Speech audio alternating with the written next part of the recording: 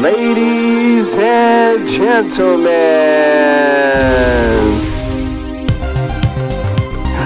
you're watching GEEKCASTER.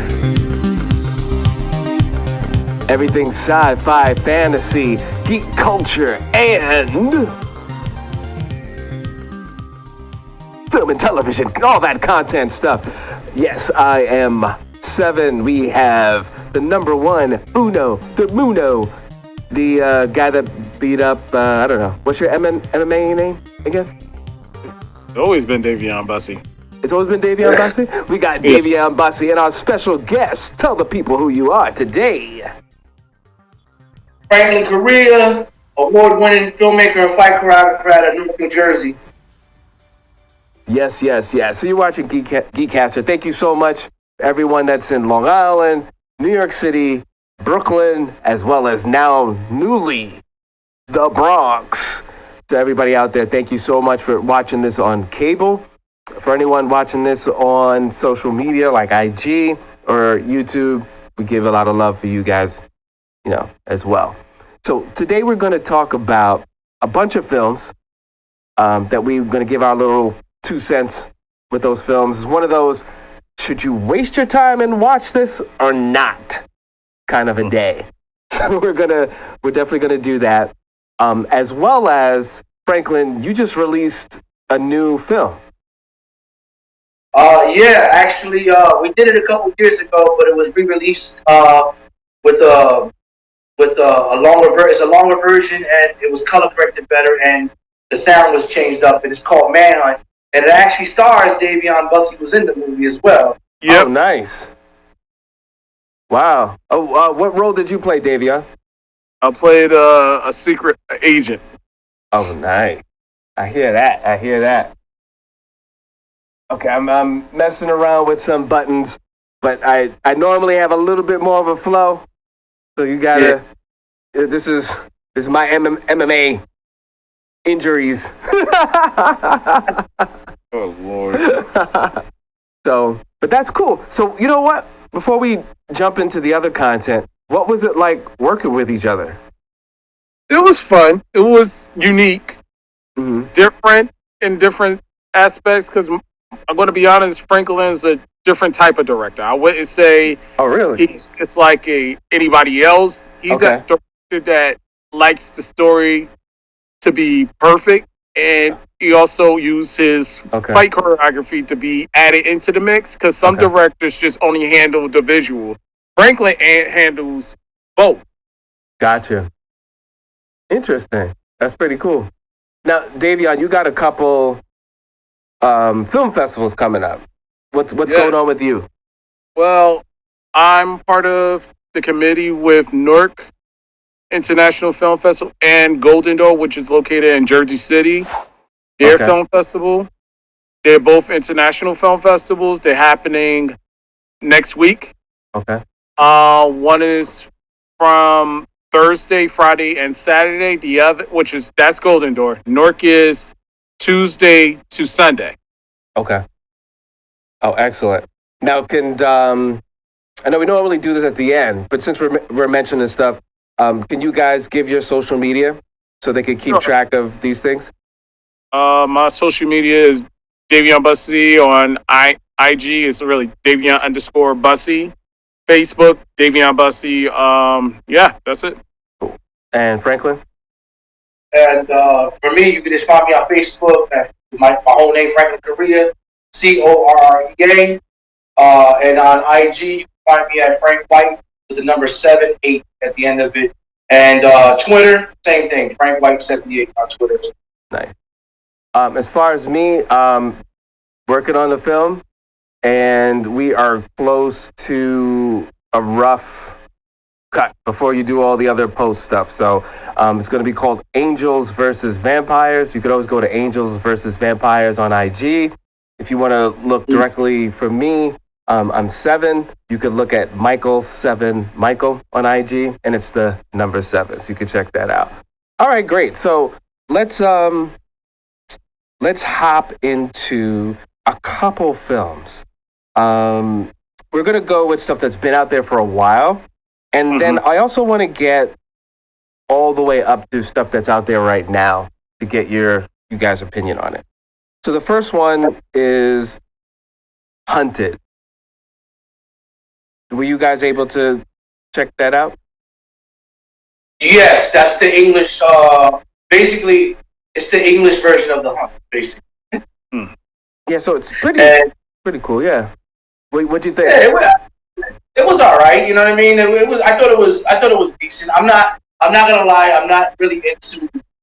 I hate to say it, but I'm not really into British films like that. So, it's kind of funny that it's kind of hard for me to catch what they're talking about. And they're like, no, you know me. I can't grasp the concept of the way they talk. So, but the movie was all right. I mean, it could have been a lot better. Okay. I mean, to be hunted down like boxes and stuff like that. I mean, same old, same old. I mean, It was decent. Put it that way. What'd you think, Davion?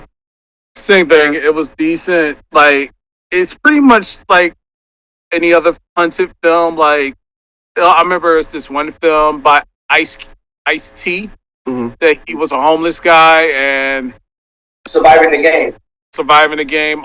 Then it's another movie that they have that was recently out that had to do with. No, not that one. It was another one that came in theaters. The Hunt. And here's the this is what it looks like. Yep. Yeah. The Hunt. Yeah. And we do have the technology. I really should have hooked that up to just have that pop up. We could do that for the next show. Because I didn't think about it till last minute. Sorry, folks. We are live. Oh, and shout out to everyone on Twitch. I'm so sorry. Yes, our Twitch people. Shout out to you guys. So, you know what? For the use of coming from like the production standpoint, I like the fact that they're pretty much in the same place, the whole film. But they did a really good job of like what's going to happen next. Because I feel you. Sometimes foreign films, because it's just a different rhythm. Not only the language, but it's just a different rhythm than a lot of times the things from the United States of America. But I really appreciate how they like, okay, every moment you think about turning away, you're like, what's going to happen? I just need to, before you know it, it's over. So, did you guys get that same feeling or no? Somewhat. I mean, I think for me, the highlight was when they got into the house and they were in the kitchen and they were cleaning the kitchen. I thought that was pretty cool. I was rooting for the black dude. The whole I really was, because I was just like, why are these people doing this? Like, why are you breaking into this big ass house in the middle of nowhere? I get that, you're trying to get some easy money and you think nobody's gonna be home, but you didn't realize that it's a fucking racist spot. We don't curse here. Children watch our show. And if that slips, parents, we're just letting them know what not to say. So I'll repeat that. Freaking racist, it's hard for me to do this. Freaking racist fox hunter. That'll teach him. That'll teach him, kids. Right? Yay. That'll teach him. Yeah. All right, so you know what? Let's move on to Zomboat, which is zombie and boat put together.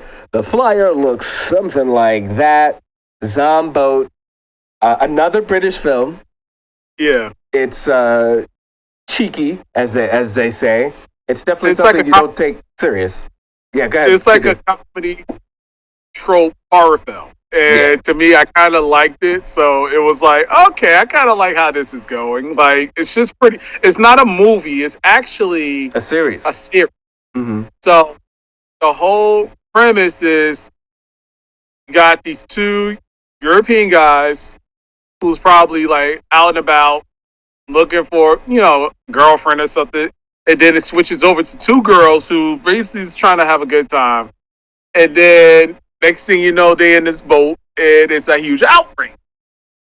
And zombies are trying to eat them and they're trying to figure out how to survive throughout this whole entire series. Which is kind of funny, I'm not going to lie, because it's like two guys that never would have a chance with these girls at all. one of them wind up having a chance with the girl. Maybe. So you got to watch it. Let's see. And the thing is, it's not totally romantic driven. Correct. It's really more about their situation. And even though Davion told you what he told you, when you watch it, it still doesn't give you anything because it's all out of order. And I think that was kind of cool how they did that. Right. Franklin, did you get a chance to see that? No, and I never will. Well, let me ask you this: just by the title alone, just by the title, Zomboat. No, it's a turn. Sorry. It's not like Attack of the Beach Sharks. You ever see that? No, I would never watch that either. Yeah. That's like watching Sharks in the Corn. No, not watching Sharknado, something like that. But Zomboat to me was really good. It's like if you could forget about the title, you would like the smell. It's like, well, how far can you go? Like, there are 4 people on a boat with zombies. Like, how big is the boat? Like, how far can it go? Well, actually, that's the interesting thing about that, which I don't know if this is a British vibe. Of the British films that I've seen, the dramedies, the horror comedies, they tend to do a really good job of transitioning from scene to scene. Right. Even because there's been a couple that I'm done. I don't care what happens to the character. But up until the point where I pull out, I'm just like, oh, it's good transitions. Like, it's just enough where, do I want to watch a little bit more? Yeah, kind of like Shaun of the Dead. Which one? Shaun of the Dead. Shaun of the Dead that's one of my favorites. That was really good. You know what I mean? Or Hot Fuzz, like, which is not a horror, but right. You know what I mean? Like the way they move from scene to scene and they do things different. Yeah, I see what you're talking about. Transitioning stuff. Yeah, because like the next film, The Ritual. Oh, okay. There was almost nothing there. If you really step back, but there was a good amount of character development and transition. Right.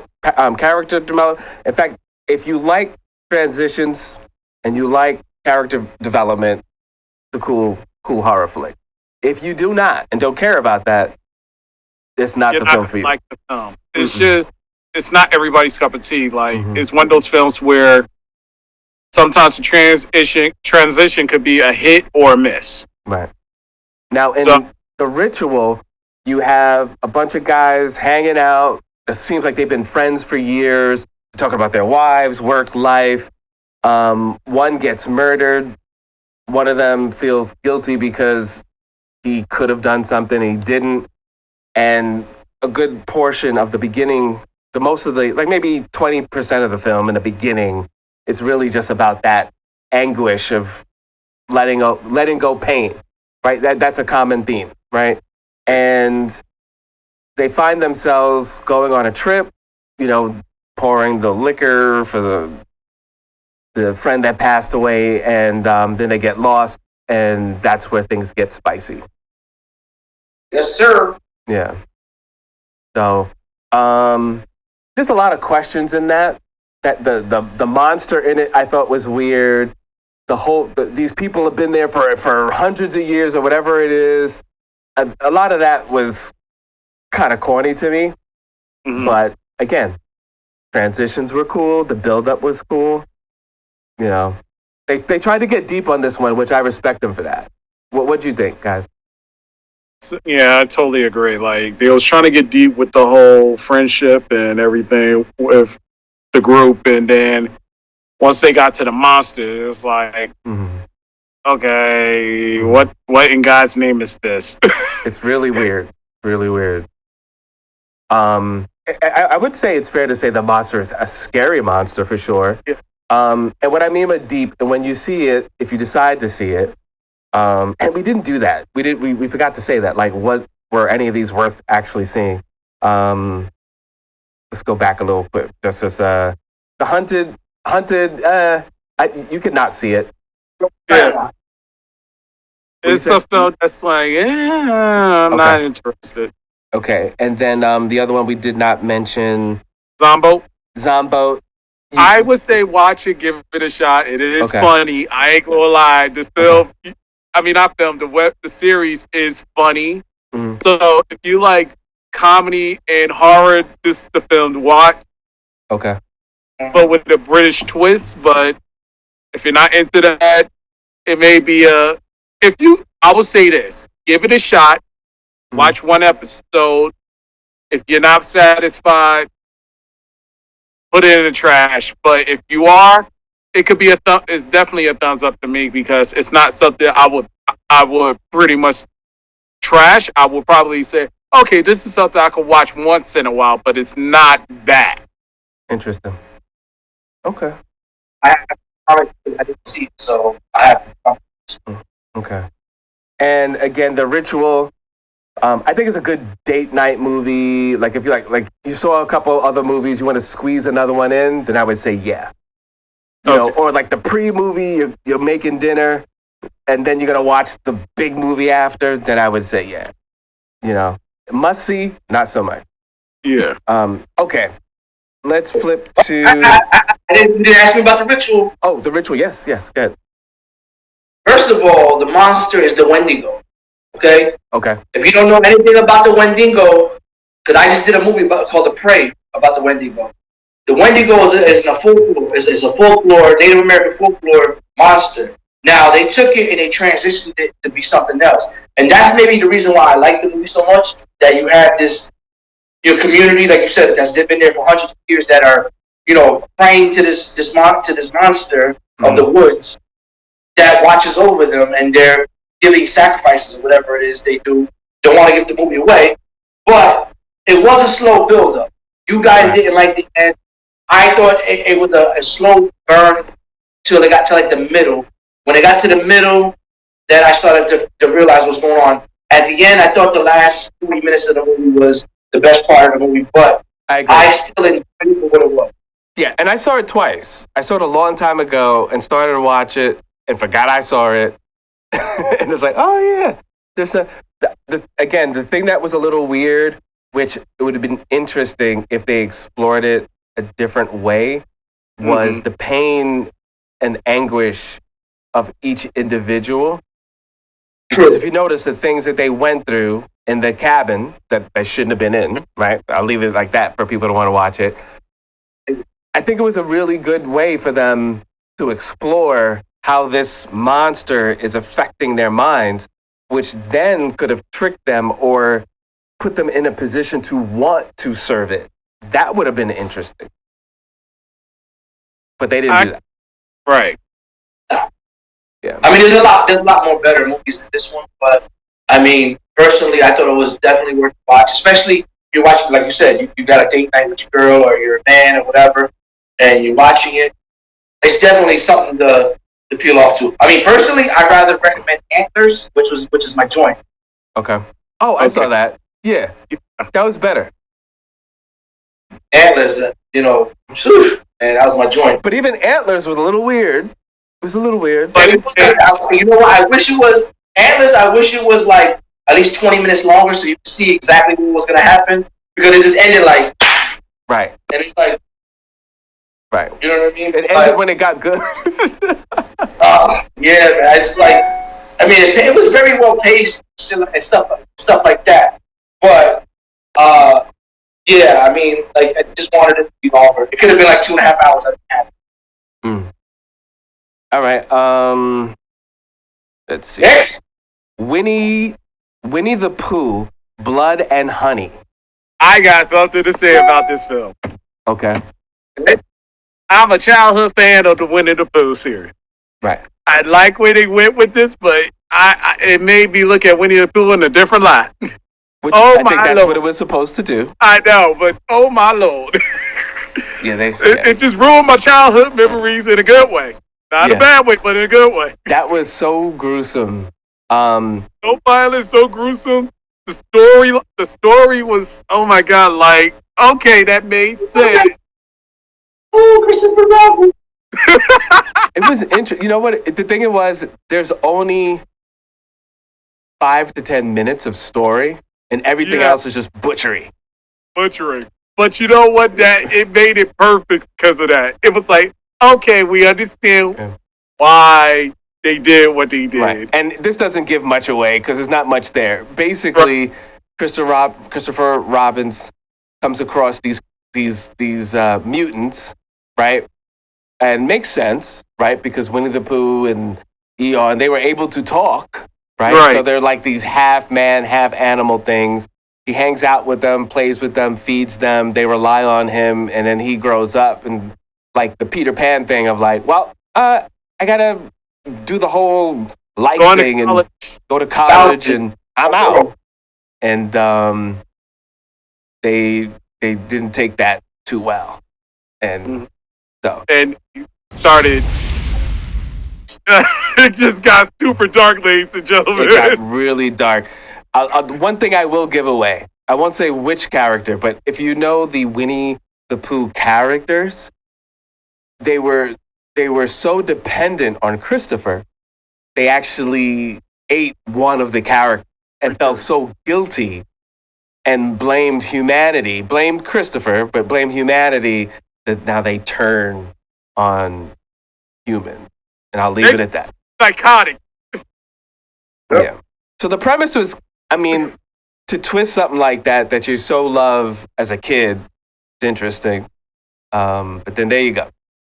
So I would say, listen, if you like gore, that is the film for you. Not even that.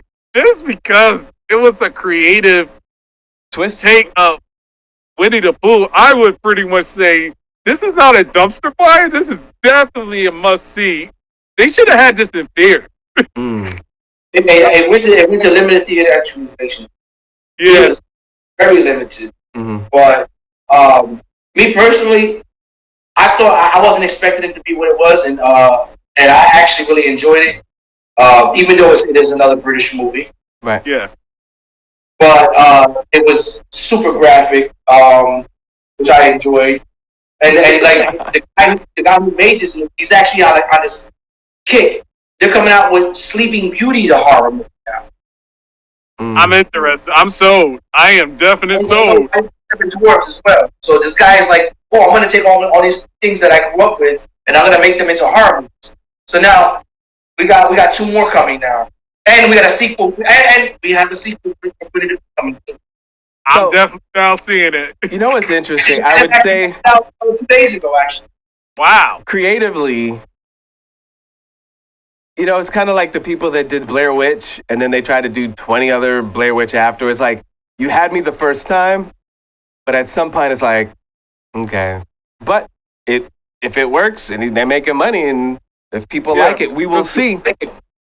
Yeah. But the thing about Blair Witch, it was the mystery behind it, because you didn't know whether the actual story was real, or was this just the two guys just trying to sucker this girl in and kill her. The marketing, and this is where I thought it was interesting that nobody got upset, that the only reason why people were so excited was because you lied to us and told us that this was real. And it's interesting, there was no backlash. But here's the thing, Mike. They came out Wednesday night. I never forget this. They came out Wednesday night on Jay Leno, 2 days before the movie premiered. And they were like, we fooled you guys. Ha, ha, ha. And everybody was like, the whole audience was quiet as hell. Was like, and it was like, yeah, we got everybody. Yeah, it's fake and everything. We're all actors. It's like, and I was so pissed off because when I went to go watch the movie, I'm like, it's fake. And everybody in the movie is like, oh my God. Especially the ending where the guy's standing in the corner. You know why they did that 2 days before? Because legally, they had to do, and they had to do it before it came out. So it's like, no, we told people before it came out, but you marketed it to be, so. Based off a true story. No matter what you say, it still made $360 million. No matter what. Really it's an independent film. So we have a couple other films, but we'll wait for next week for those. But I wanted to talk about a few films that are out there in the theaters now, like John Wick 4. How'd you guys feel about John Wick 4? I'll let Davion go with this one first. You really want me to go first with this? And don't be mad because Davion was supposed to be in it. All right, so I was at the premiere. Mm-hmm. I have to say I did like it. I love the mystery that the character, or because this is spoiler alert, because already people already know because they already saw the film. Did he actually die, or because anybody could make a tombstone and make somebody dead, right? But now we got to wait until the new other prequel or sequel that they trying to call it, the ballerina, comes out, and there's rumors that the character is still alive, or it takes place during, I think, 3 or 4.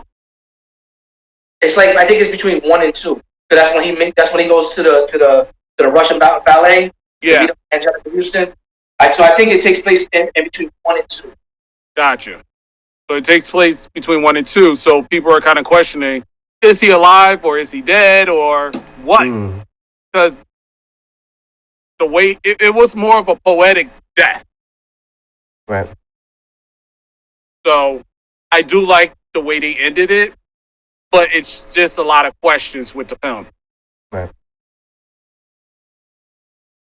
Yeah, I see that. Personally, I mean, I liked it. I gave it a 9 out of 10 stars. I mean, I think that some of the stuff they did was great. Like, I love when, because the thing with me is, like, I'm a stickler for fight choreography. So, everything he does in every movie is the same shit, same stuff over. And to see him pull out nunchucks, and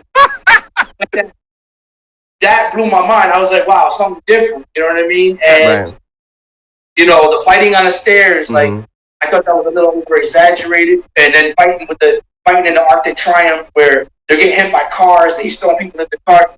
I think it was a little. How do you say? He's done the car thing so much too. Like, we've seen that a lot. Like, how many? Every movie he's gotten hit by cars. It was overkill. It was a little bit of overkill. Is what I'm trying to say. Right. You know what I'm saying? But overall, it's still worth watching. But I think they should just get it right here. But apparently, they already signed an agreement for part 5 and 6 of it. So it's just like, wow. Yeah, and then the spinoff too with Donnie Yen and the girl. Right. Okay.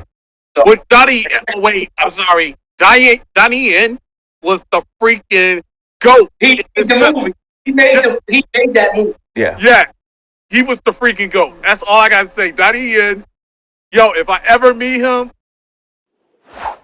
hands to you, man. That was GOAT move. That was a GOAT move.